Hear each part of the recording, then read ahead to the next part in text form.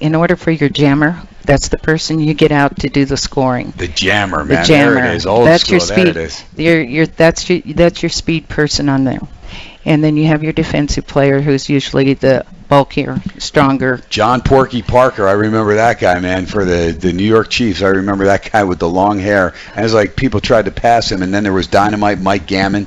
I mean, there were a couple guys like I'm just kind of. I mean, this is a long time ago, but I remember those Saturday mornings, growing up and watching cartoons early on, and then you had the banana splits, and then after the banana splits, then it was roller derby time, and it didn't get any better than that. Go ahead, Cindy.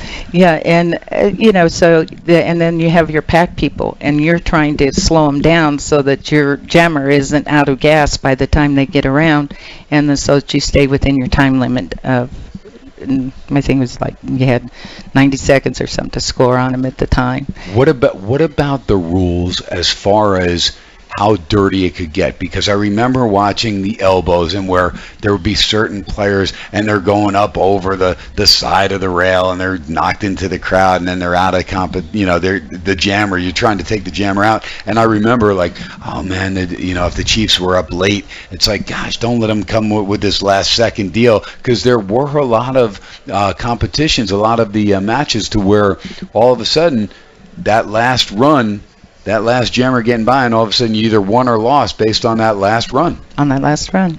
It only takes 1 point to win it. And a lot of times if you're having trouble with somebody's particular pounding you pretty good, and you get a strategy where you can sidestep them and get around them, or if you have your person who comes back and helps you, if they can block and you can go around them, depending on who you're playing against.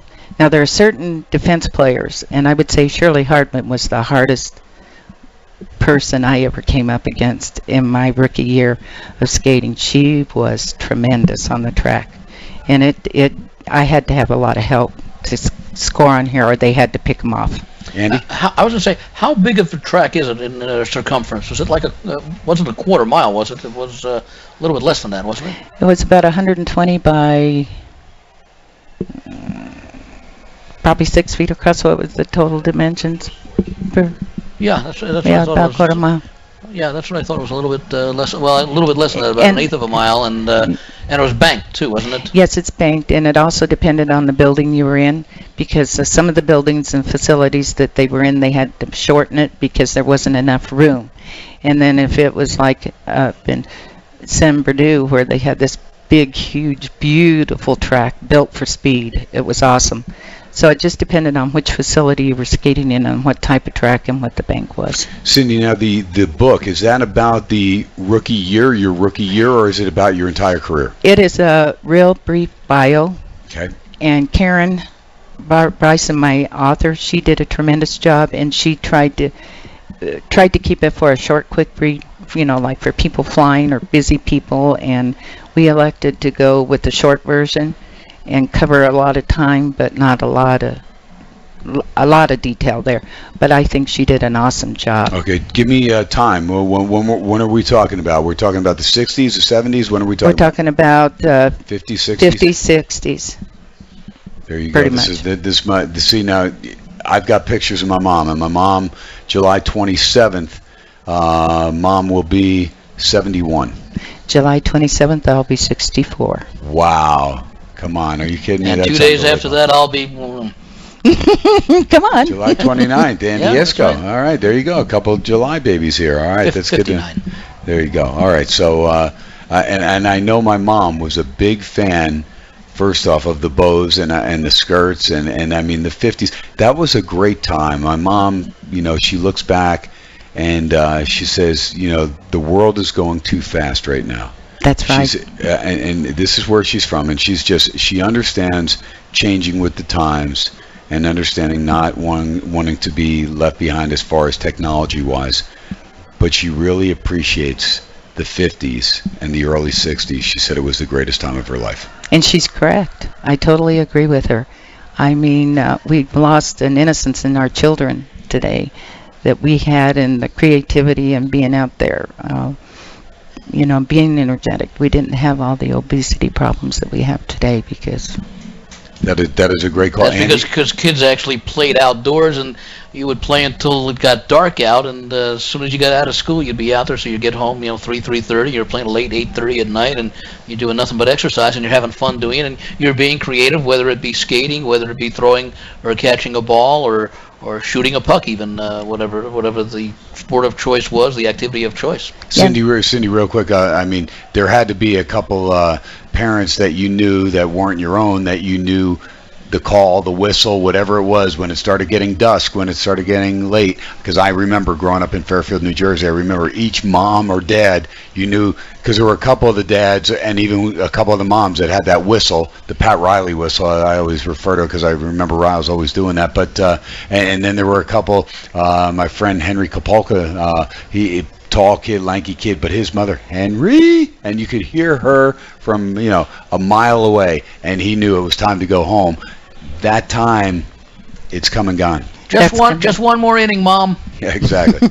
No, they came out, and my childhood best friend was Lorraine Maestas, and I just spoke to her this past week because of the nomination into the Colorado Springs Hall of Fame, and she went down to the Gazette to ask them to please contact me and see if I would contact her after all of these years.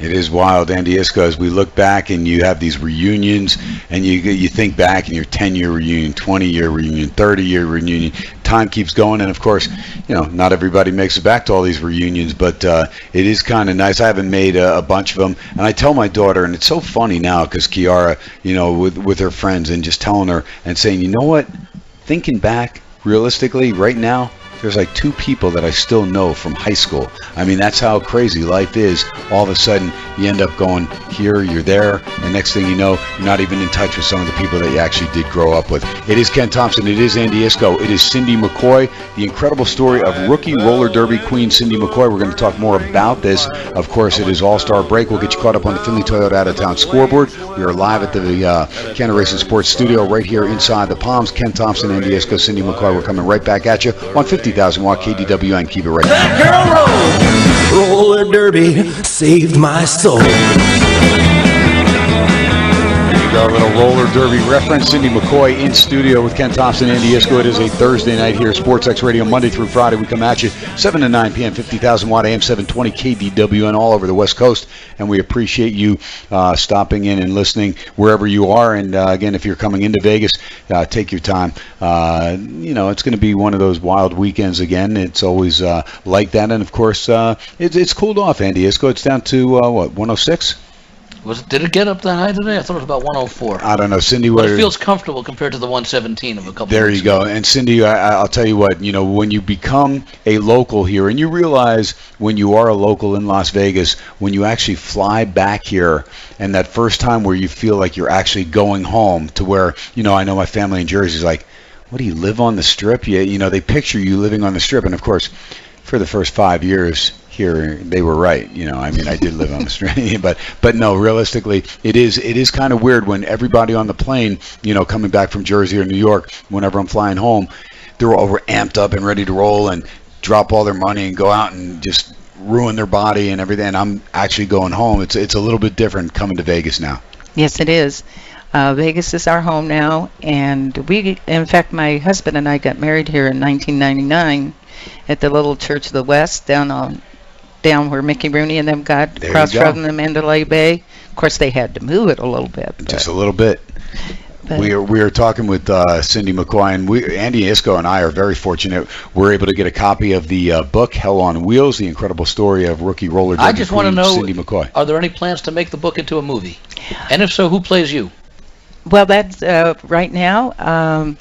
We have a screenplay that has been written. Start? Yes, Yeah. And James Vincent Fahey is the one who's written it. And he has done a tremendous job, and we have it out there with an agent. Because I could see the potential for a very interesting film, especially, going back and letting people know what times were like and what went into the roller derby circuit, which really, I think, was a key part of American sports for probably, a good 3 to 4 decades. Yeah, no doubt. And that's what surprised me, Cindy, because we were talking, when we went to commercial break, I did not realize that this sport had started when it did. And you're talking in the 30s, this is when roller Yeah, derby right got there. rolling. Yes, and it actually started on a flat track. And then they invented the idea of the bank track. They took the risk of letting women come into the game. I mean, you're talking way back there, and they were on the cutting edge of things, and and they had such tremendous vision, and for it to carry on for so long and then just die is just heartbreaking. I mean, there's still some games around. And now the flat track. Are you a fan of the X Games? I mean, things like that, because we're seeing, the different sports. But again, roller derby, although it was mainstream for us growing up, again, it's something that, like you said, went away for a while, and much to your dismay, I'm sure, because this was something that you worked hard with all the other partners over there as far as roller derby to get this sport on the map, and it was big time. I mean, you're talking, once you got into the 60s and early 70s, I mean, this was a big time sport. Yeah, the 50s, 60s, and 70s is when it kind of went kerplop. But like during my time, we only had 3 TV stations. They weren't on 24/7. Right. We didn't have cell phones. We didn't have teleprompters. We didn't have the big screens to see what we did. We didn't even see ourselves skate unless we happened to be in another town and they happened to have it on a day off. Andy, that's classic, because now how things have changed so much. You see guys when they make a bonehead play or whatever, they're looking up on the scoreboard so they can see the replay They of how didn't have they screwed instant up. replay back in those days. Otherwise, instant replay I think would have been a great thing for roller derby, because it would have really been able to explain to the viewer what was going on, the nuances of the game, because it's not a game that has widespread visibility back then. So it's sort of, and really the game with the scoring and everything is really pretty simplistic, but to show the nuances and the strategies involved, instant replay or slow motion replay would have been ideal. Cindy, now explain that too, because also they did tape these, so you were able to go back and watch yourself, I'm sure. Or explain that to me, because I mean, for me, I thought a lot of these things were taped, and so I would think that, maybe as you got going into the late 60s, 70s, that you were able to go back and kind of watch, but no? No. Most of this was done back then on like 8mm tapes, and they sent them out to the different areas for them to air it. Wow. They didn't consider the athletes on the track that probably could have benefited from watching where they messed up. Your timing, your rhythm. I mean, because we all have good days and bad days. Right. And and on the bank track, it's all about timing. You can execute something perfectly. If you're a little slow or you're not quite on top of your game that day, it just. Now, when the jammer got whipped around by the teammates, how fast would they be going at their fastest? You could probably be up to 35 to 40 miles an hour. And that's on a relatively small track, so that can be pretty visually appealing. Cindy, now also explain to me, because we watch things like the WWE and things like that, where things are choreographed and we know they're made for sport, but what about roller derby? Were you ever instructed that, okay, this is the home team, we're going to let them come away with the victory, or this and that, or did you just go out? I mean, because of course it's entertaining and you're trying to draw fans, and again, I would think there's got to be maybe back in the day on the inception, like some preferential treatment for the home team. Well, the home team always had the advantage, of course, as far as the fans and the morale and going on. I was never instructed to throw a team or fall down or anything like that my entire time that I was skating with them. See, that's good. I like that. I mean, we had our plan. Okay, if I had somebody that was really giving me a hard time, if I was running out of time to keep somebody, I'd call it off.